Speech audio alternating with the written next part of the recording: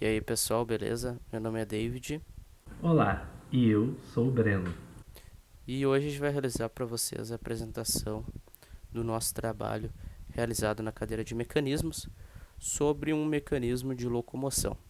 A nossa apresentação vai ser dividida entre eu e o Breno, no qual a câmera do Breno está no canto superior esquerdo, onde ela vai ficar ligada no momento que ele estiver apresentando, daí a minha vai ficar desligada. Isso vale tanto para um quanto para outro. O nosso trabalho vai ser dividido entre introdução, revisão teórica, projeto, resultados e conclusão, onde a gente vai tentar falar o mais detalhadamente o possível sobre cada um desses tópicos. Eu vou definir para vocês agora o que é um mecanismo. Mecanismo nada mais é do que um conjunto de elementos no qual esse conjunto de elementos está realizando um movimento de baixa potência e de baixa força, no qual a gente consegue pegar esse movimento e converter ele em um movimento desejado. É a mesma coisa do princípio do tu pegar uma chave na tua casa aí e girar ali na fechadura. Aquilo ali é um mecanismo.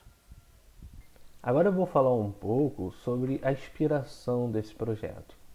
O projeto se deu início inspirado nas obras do famoso e renomado escultor e engenheiro Theo Jensen, que ficou muito famoso devido às suas obras e esculturas chamadas Strange Beats, mecanismos que se assemelham a esqueletos de animais. O trabalho liga por juntas e elos tubos de PVC e garrafas PET, o que forma esses esqueletos. Para sua dinâmica, ele o leva à praia, onde faz os desfiles dos mecanismos que, graças ao vento, se movimentam por energia cinética. Vamos ver agora um pouquinho sobre a teoria por trás do mecanismo de quatro barras. À medida que o estudo sobre mecanismos avançaram ao longo da história, entrou-se em consenso comum entre os estudiosos que o mecanismo de quatro barras, ou podemos usualmente chamar de MQB, é um dos mais simples e complexos mecanismos que pode ser construídos. Ele é articulado e pode ter diversas configurações de posições, onde se possui configuração aberta ou o oposto, chamado de configuração cruzada. Bom, essa parte a gente vai definir como a gente pode realizar a análise do movimento de um MQB, que é o mecanismo mais simples que existe, que nem o nosso colega acabou de falar. Esse MQB, ele é organizado dessa forma aí que vocês estão vendo no slide, aonde cada barra a gente vai chamar de R1, R2, R3 e R4, aonde cada uma delas também é representado por uma letra. Para a gente começar a fazer a análise do deslocamento, a gente primeiro tem que estabelecer algumas hipóteses. A gente vai estabelecer que o nosso sistema tem um grau de liberdade, que a gente conhece o θ2 e que o θ1 é zero. Tendo isso, a gente começa a poder analisar o nosso sistema. Definindo tudo isso, podemos fazer o somatório vetorial do, do tamanho de cada barra, que vai ficar dessa forma que vocês estão vendo aí, aonde a gente pode passar isso daí para notação de números complexos e usando também a identidade de Euler, nós acabamos chegando numa equação bem grandinha, do qual a gente vai usar certos coeficientes dessa equação, a gente vai renomear de K1, K2 e K3, como está no slide aí. Graças à identidade de Euler, a gente pode chegar numa equação que pode ser facilmente resolvida. Mas antes disso, nós vamos pegar certos termos e renomear de A, B e C, no qual estão aí expostos no slide. Isso é feito mais para facilitar as manipulações que a gente vai fazer nos próximos slides. Bom, através das manipulações feitas no slide anterior, a gente consegue isolar esses termos definidos por nós como A, B e C e conseguimos chegar a uma equação que lembra muito a equação de Bhaskara, no qual a gente consegue encontrar o θ4. mas tem um pequeno problema. Tem esse sinal de mais ou menos da característico, né, de uma equação de segundo grau. Daí a gente vai definir que quando é positivo é uma configuração de um MQB cruzada e quando é negativo é uma configuração aberta. O θ3 é definido de forma muito semelhante aos passos mostrados aqui. Só como o nosso tempo é curto, a gente não vai mostrar detalhadamente como conseguir ele. Mas se você seguir os mesmos passos que nós falamos, usar outras constantes k e colocar as outras constantes alfabéticas, tu consegue chegar no valor de θ3 da mesma forma. Bom, agora para realizar o cálculo da velocidade de um MQB, a gente vai ter a mesma configuração exposta anteriormente no cálculo angular do MQB, sendo que a diferença agora é que a gente já deve ter os valores de θ3 e θ4 e a gente vai definir, como está na imagem, as velocidades vetoriais em cada elo e suas velocidades angulares de cada barra, né?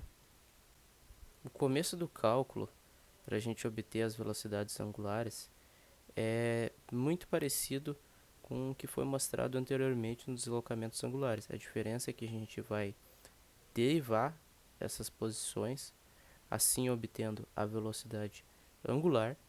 A gente isola os termos, divide a parte real pela imaginária e daí a gente consegue obter as velocidades angulares. Agora, para obter as velocidades vetoriais é bem simples. É somente voltar para a identidade de Euler, substituir os valores encontrados para as velocidades angulares de cada barra e assim a gente consegue obter todas as velocidades vetoriais de cada elo. Agora vamos falar um pouquinho sobre o projeto em si. O nosso projeto foi planejado e desenvolvido com o intuito de ser um brinquedo. O projeto é totalmente dentro das normas do Inmetro, tanto o tamanho das peças estão totalmente de acordo com a idade indicada pela norma do Inmetro, como também os materiais utilizados, a voltagem, a amperagem do motor e das pilhas e a cola, que é não tóxica.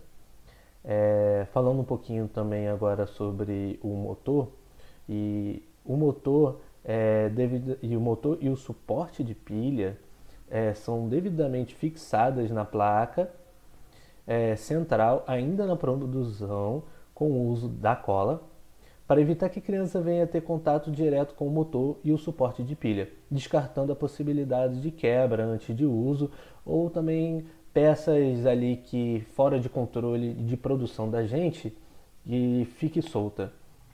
Falando agora um pouquinho sobre o motor em si, o motor que vai ser usado ele é de corrente direta, com uma caixa de redução e eixo duplo horizontal, que opera na faixa de tensão de 3 a 6 volts, com um torque de 0,35 kgfm por centímetro a 3 volts e 0,8 kgfm por centímetro a 6 volts.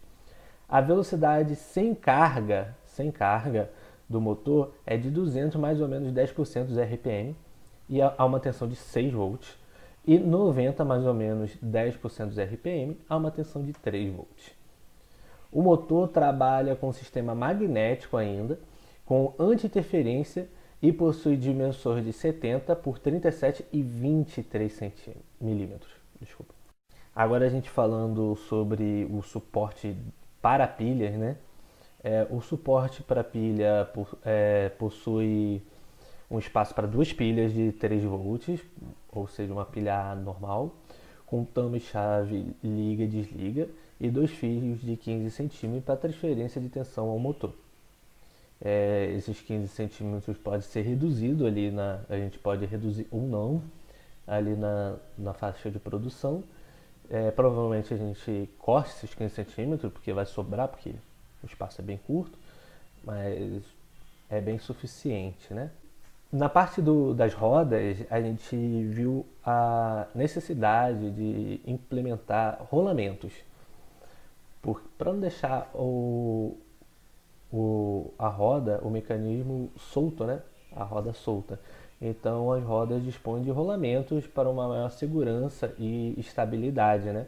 Do mecanismo em si. Bom, essa parte agora do eixo pequeno é muito importante, porque esse eixo pequeno vai ser responsável pela transmissão de movimento do duplo eixo do motor para o eixo que está conectado à perna do mecanismo. Então, esse eixo pequeno, no processo de fabricação, como vocês estão vendo aí, ele vai ser fixado na parte interna daquele eixo que está saindo daquele paralelepípedo amarelo, que é uma representação simples do motor. Ele vai ser fixado lá dentro, vai ser colado e ele já vai vir fixo para evitar que uma peça pequena esteja solta, sendo possível uma criança acabar engolindo ela. Então ela vai ficar fixa lá dentro, com cola. E agora a tabela de listas materiais. Eu queria destacar que os rolamentos, a caixa de pilha e o motor vão ser comprados prontos, no qual a gente colocou o link de compra lá no nosso relatório. E, além do mais, a maior parte dos materiais que vão constituir o mecanismo vão ser feitas de MDF, sendo que as cavilhas vão ser usadas para juntar os elos, vão ser feitas de cedro, e o eixo pequeno, que eu falei no slide anterior, ele é feito de aço 1010. Agora vamos falar um pouquinho dos resultados extraídos do nosso projeto. A partir da simulação construída no SolidWorks da carruagem de brinquedo, a gente conseguiu tirar alguns valores de deslocamentos em graus e velocidade angular, que estão em radianos por segundo do mecanismo. Podemos ver alguns deslocamentos. Aí estão representados 3 deslocamentos, que são basicamente esses 3. Para mais deslocamentos específicos, estão no relatório. Esses são os 3 que que se repetem, né? São os 3 principais. Agora, da velocidade angular. A velocidade angular também podemos perceber essa velocidade no elo pequeno. A gente pode perceber uma velocidade constante porque o elo motor, né? Podemos dizer que seja o elo motor. E o próximo a gente pode perceber esse gráfico e os outros elos seguem o mesmo padrão de velocidade. Por isso a gente só mostrou os principais também. Para mais velocidades também específicas, estão todos completos no relatório. Agora vamos falar um pouquinho também sobre a conclusão. O que a gente concluiu com esses resultados que a gente extraiu? A partir da análise desses gráficos que a gente extraiu, é muito perceptível esses padrões que se repetem, tanto para os gráficos de deslocamento angular e tanto para a velocidade angular. As velocidades angulares expressam similarmente um padrão. A barra central pequena tem sua velocidade angular constante, podendo ser considerado o elo motor do mecanismo, como a gente já tinha dito, e logo que ela está ligada diretamente ao motor, né? E ao explorar todos os conjuntos de gráfico, portanto, constate-se que o deslocamento e a velocidade angular do mecanismo são comandados pelo conjunto da barra superior do mecanismo e o inferior, juntamente com um triângulo superior.